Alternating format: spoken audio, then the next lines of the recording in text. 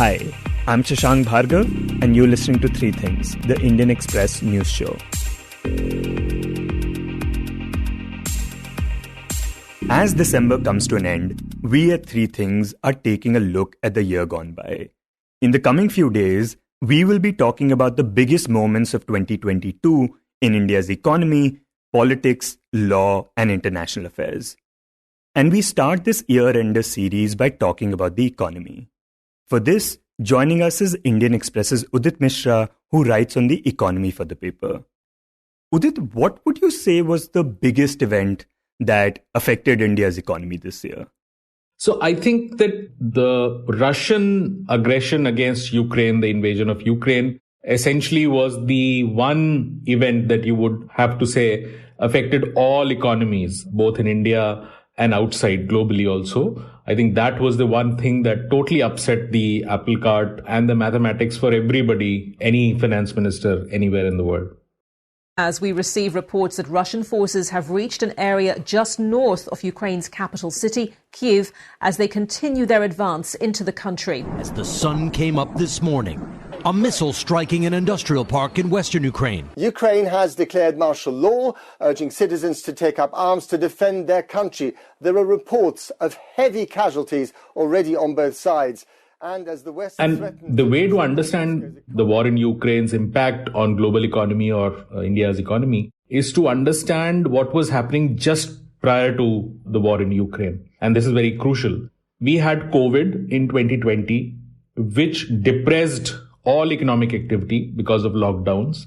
And for a moment, it was not very clear whether this will raise inflation because of supply being constrained, or will it reduce inflation or sort of create deflation because demand is no longer there? It was not very clear initially.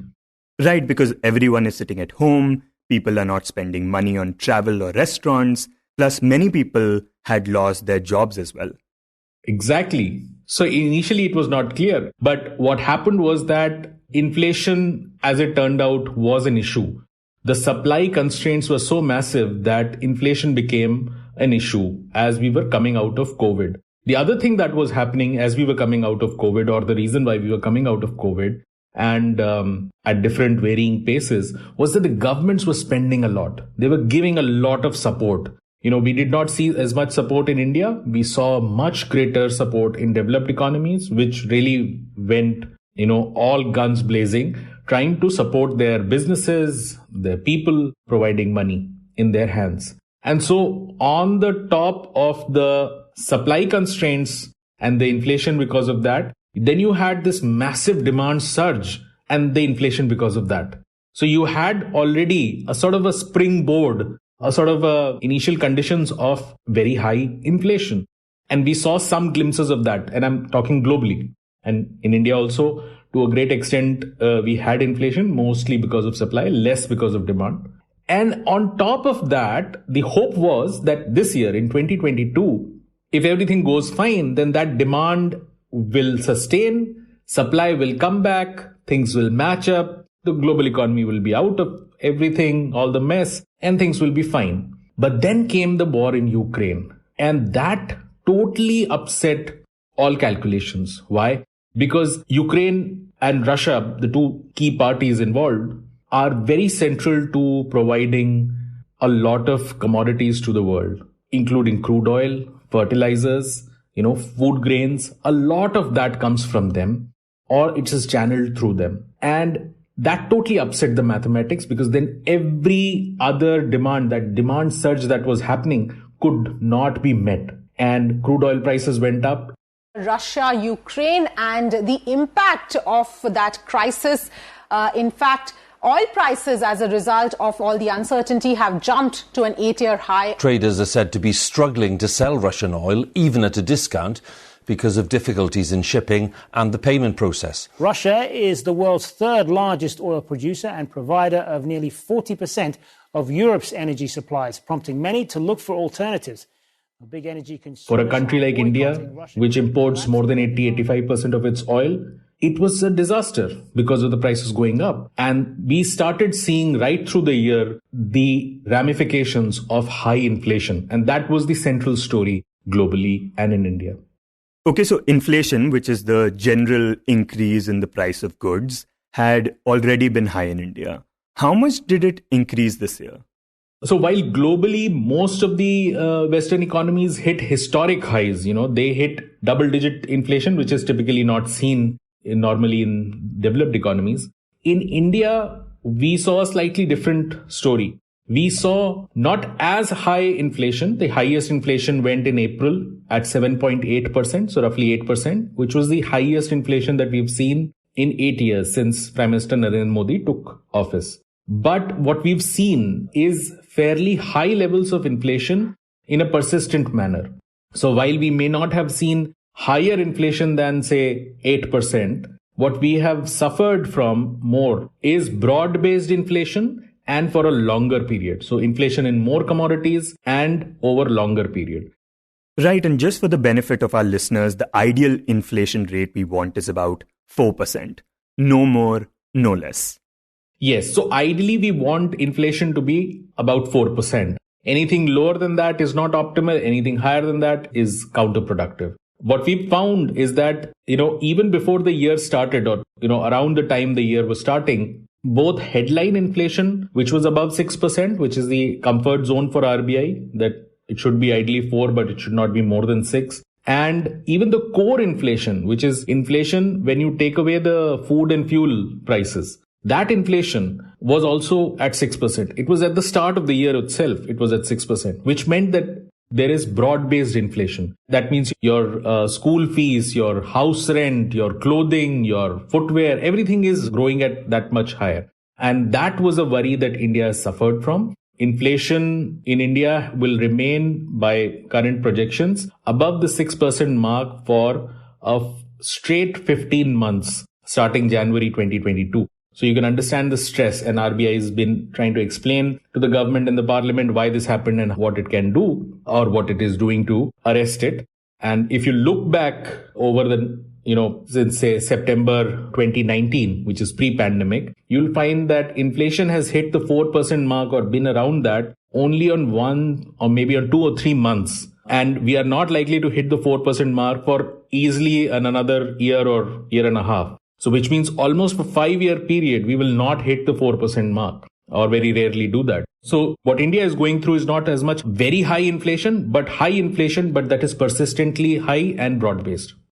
Okay, so you mentioned RBI, and one of the main jobs of RBI is to control inflation. And one big story this year was that it repeatedly failed to do that. And now there are questions about the extent to which RBI could have actually controlled inflation in these circumstances. So would you say that the factors were such that it was out of RBI's control to do that?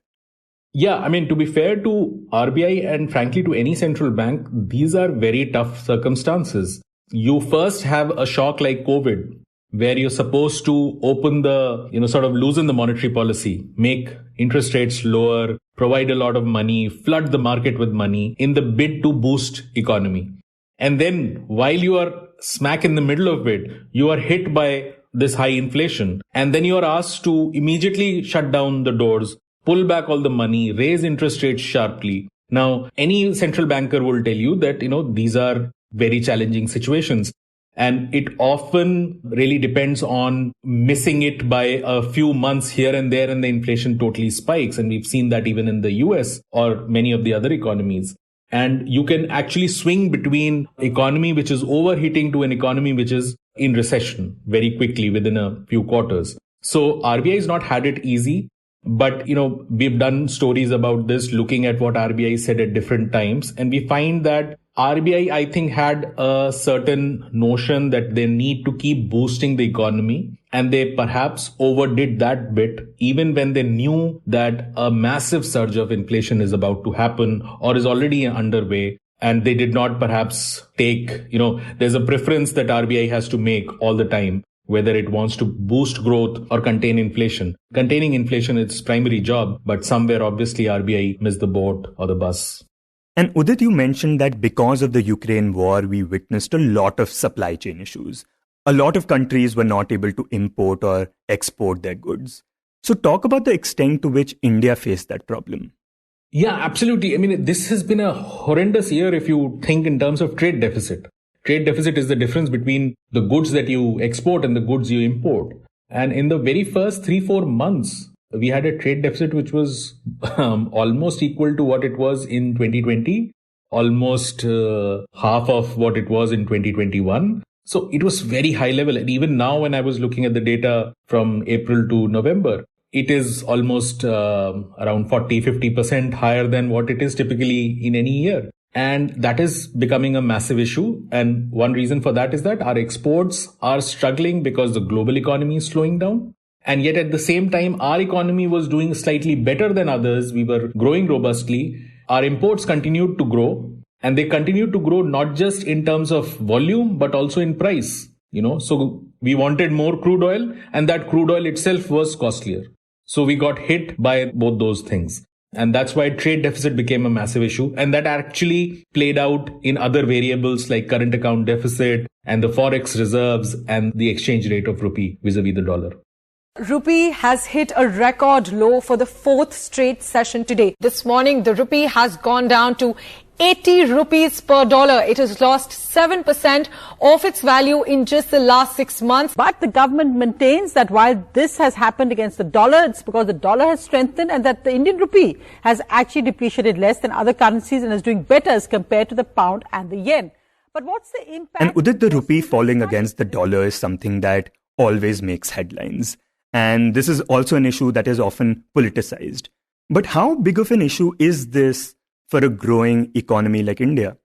So, a developing economy like India would rather have a weaker rupee in general. Now, obviously, when you talk to any expert, they'll tell you that, while this generalization holds, there are a lot of ifs and buts. But broadly speaking, India wants to export more, take over the world in terms of exports. So we want our exports to be attractive. So we want the rupee to be weaker than what it was earlier. And in any case, we are importing, we will not stop importing because we are growing. So that trade deficit bit will perhaps remain. And the best way for us to do is to actually boost our exports. So weaker rupee is not necessarily such a big issue. It is unfortunate that rupee's exchange rate is heavily politicized in our country. At least in the last few years, it has become heavily politicized and political parties have to take the blame for doing that. So there is no rational debate about the rupee. And the same holds for forex reserves also being heavily politicized.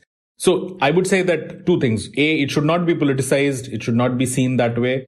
And two, a weaker rupee is typically better. But the third thing, and this is very salient for us to understand, we will not improve our trade performance, our export performance, just on the back of a weaker rupee. We will have to be better, more efficient, more value for money in our production process. We simply cannot think that if we make rupee from 80 to 160, we will take over the world. Right. Just because the goods are cheap does not mean that people will buy them. The goods themselves have to be of a much higher quality. Yeah, that is spot on. Value for money, whether your products will actually be preferred in the global markets. And that is very important. And so looking at rupee is often missing the central point, which is to become better. And as we're finding that even our imports are increasingly about consumer goods, not about capital goods. And the difference is capital goods, when you import a machinery, you're hoping to set it up here and then start producing something. And the idea is that over time, that production process will generate exports. You'll get better at the production process. You'll get more efficient. But if you're only importing for consumer goods, then it's a bit like the colonial thing where, raw materials go out from here and finished goods come to the country. So it's very counterproductive. Okay, now let's talk about India's GDP, which is basically the total value of the goods and services produced by a country. Now, in the past, we have talked about how this metric is a bit flawed because it does not tell us a whole lot about the inequalities within a society, but it's still an important metric when it comes to judging how a country is growing. So for the previous 2 years, India's GDP was severely impacted by the COVID-19 pandemic. To what extent did we manage to bounce back from that? So, 2021, which was supposed to be the year for recovery, didn't actually turn out to be the year of recovery for us because of the second wave and many other of those issues. And so that recovery has sort of spilled over to 2022. And broadly speaking, listeners should understand that from the pre-COVID period to now, it has been 3 years. And over these 3 years, we have grown roughly anywhere between 6 to 8% in our growth metrics. So, even an 8% growth over 3 years is a very muted growth. We typically talk about a country which should ideally grow at least at 8% every year. Now, nobody is saying that we could have grown at 8% in the last 3 years. But that just tells you how much of GDP has been lost, how much of the opportunities have been lost, jobs lost, businesses lost. And also never forget that before COVID, we were growing at 3.7. And that's very important to understand that going into COVID, we had 3 years of massive deceleration, leaving us with something like less than 4% GDP growth. And so, we would be very lucky and, it would be a very fortunate turn of events if we were to come out of COVID with a massive momentum. Now most people think that, 6%, 6.5% growth is something which is as much as we can do in I'm talking more medium term, not just 1 year. Next year, for example, the next financial year, which is 2023-24, most people expect it to be around 6. Some people even expect it to be less than 6. So it's going to be tough from here onwards because I think a lot was broken during the COVID and the Ukraine war. A lot of businesses were affected and we haven't yet taken stock of everything because we have been typically till now been terribly happy about the fact that we've bounced back from those lows. But in percentage terms, that bounce back looks very rosy. But in real terms, we haven't really gone too far ahead of what we were in 2019. Right, because like you mentioned, for an economy like India, the expectation was that it will grow at 8%. And now we have lowered those expectations. But now we would be remiss if we don't talk about unemployment when talking about India's economy. And India has had some of the highest levels of unemployment in the past few years. And you mentioned in your piece that this was also a big concern before the budget was announced this year. So did India do anything to address this issue? So I think the government's strategy, broader growth strategy, is to switch its expenditure from revenue to capital. Broadly speaking, spend less on day-to-day expenditure, spend more on building assets which are productive assets. And it's a fantastic strategy, works very good on paper. Yeah, because that can have a multiplier effect. When you're building a bridge, you're not just building that bridge, which will be an asset later, but you're also generating employment because you're employing people to build that bridge. Yeah. But the problem is this, that what passes as capital expenditure, is it actually generating jobs or not? For example, employment, that multiplier effect or that employment generation will differ whether you make a road in some rural area or you make a highway, right? Whether you use, massive machinery to make the road or use 20 people instead, So the nitty-gritty of using that capital expenditure is very crucial. Many of the economists that I talked to were not terribly convinced that this money is actually going into areas which necessarily would generate jobs. We hear a lot about technology sector. We hear a lot about the PLI, the production linked incentive scheme, but many of it is maybe going into sectors which are already capital intensive. And so it can sometimes be a bit of a misnomer or a misleading thing. And we may not have as many jobs. And jobs is something that is, people look at unemployment rate, but I would suggest that they look at employment rate, total number of employed people as a percentage of population. And if you chart that number, you'll find that there has been a secular decline in that number, which talks more astutely to the stress in the labor market, that there are a lot of people who are sitting out of the labor market, openly unemployed. And this cannot be a recipe for prosperity. It can only be a recipe for social unrest at length. And Udit, we are talking about growth faltering. We are talking about unemployment and inflation. I mean, these are problems that other countries have faced as well because of COVID, because of the war in Ukraine. So how did they deal with these issues and get affected by these problems? So, it's a valid thing to say that India is sort of growing faster than many of these other countries, and that they are facing, say, a US or a UK are facing recessions and economic crisis, and when we are not facing that kind of a thing. But that ignores the fact that India is at a much lower level.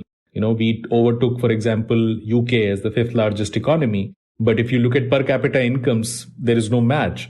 So when we talk about distress in those economies and when we talk about distress in India, orders of magnitude, the difference is huge. We simply cannot compare. And also remember that they grew out of COVID far more robustly. US actually grew far more robustly. They had 2 jobs for every unemployed person. They have historically low unemployment levels while they are having historically high inflation levels. So they are in a very different kind of crisis. We have historically high unemployment and fairly high inflation and very muted growth. And something that I often say in cricketing terminology is that different teams chase different targets. You have a required run rate. US and UK and those countries actually don't have to grow at 8%. Whereas if we grow at 4%, which is a huge growth rate for them, if we grow at 4%, we'll feel like a recession because we just are so many people. There's not enough to go around. So, Indians should understand that we need a certain 6%, 7% is a level at which most economists start worrying.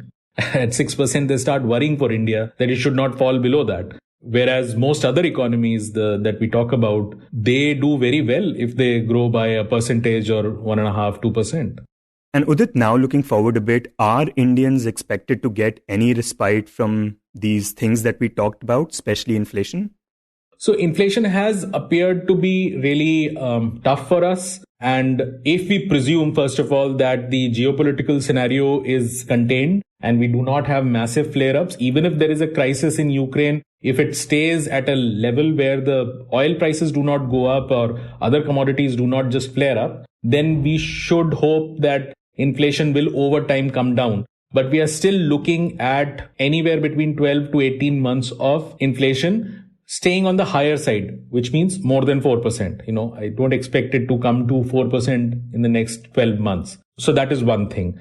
But even a 4.5%, 5%, it's doable. I don't think that's such a big issue. The bigger problem is the core inflation issue, which even the RBI talked about, that inflation is not just in food or fuel. It is broad-based, which basically means that you are far more vulnerable to a inflationary spike if, God forbid, we have some kind of a natural calamity and food prices go up. Or if there is even a 20-day flare-up anywhere else, if, there is tension between US and China over Taiwan or whatever, and something happens and prices go up, we'll immediately, because we're already at the higher end of the inflationary thing. So that is one.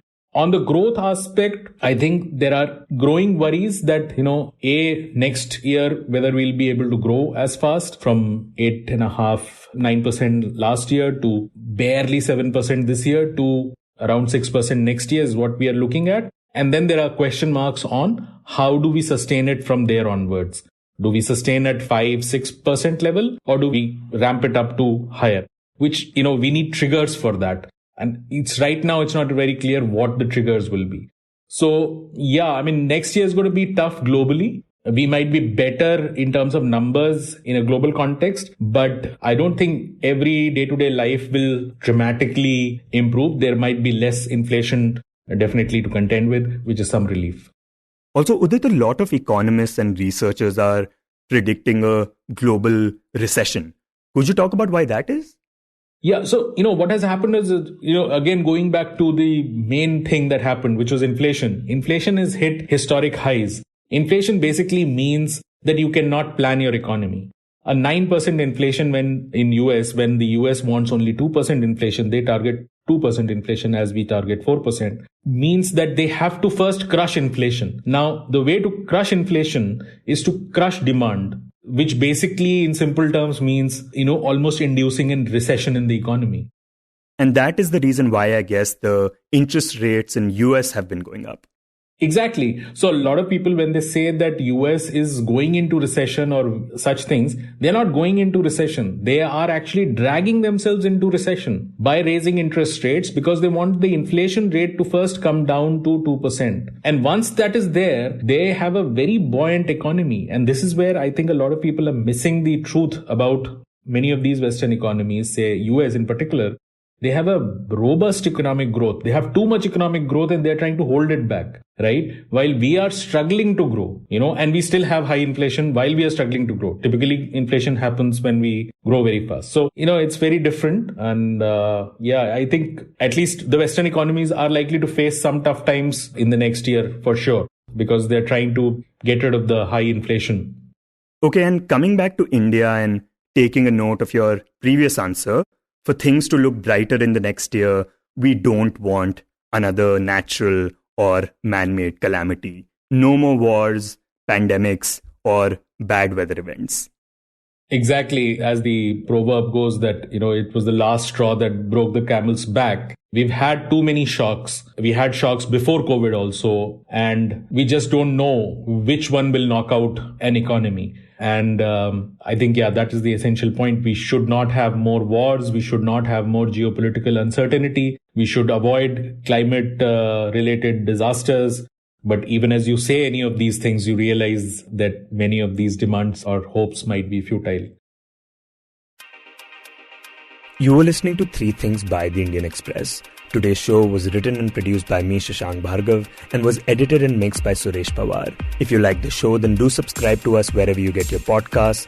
You can also recommend the show to someone you think will like it, share it with a friend or someone in your family. It's the best way for people to get to know about us. You can tweet us at Express Podcasts and write to us at podcasts@indianexpress.com.